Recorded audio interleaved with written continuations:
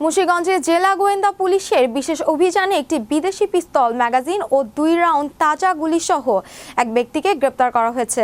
মুন্সিগঞ্জ জেলা প্রতিনিধি এস.এম. নাসরুদ্দিন জানান, পুলিশ সূত্রে জানা যায় মুন্সিগঞ্জের police super Mohammad Menhajul Alam PPM এর সার্বিক নির্দেশনায় বুধবার সন্ধ্যায় জেলা গোয়েন্দা শাখার এসআই ইয়াকুব হোসেনের নেতৃত্বে একটি দল গোপন সংবাদের ভিত্তিতে সদর উপজেলার মধ্য মাকুহাটি জামে মসজিদ সংলগ্ন এলাকায় মোহাম্মদ রাজীব মাঝি ওরফে নয়ন মাঝির একটি দোকানে তল্লাশি চালিয়ে দোকানের ফ্রিজের ভেতর থেকে একটি সচল বিদেশি পিস্তল, একটি ম্যাগাজিন এবং 2 রাউন্ড পিস্তলের তৈরি তাজা কার্তুজ সহ রাজীব ওরফে নয়ন মাঝিকে গ্রেফতার করা হয়।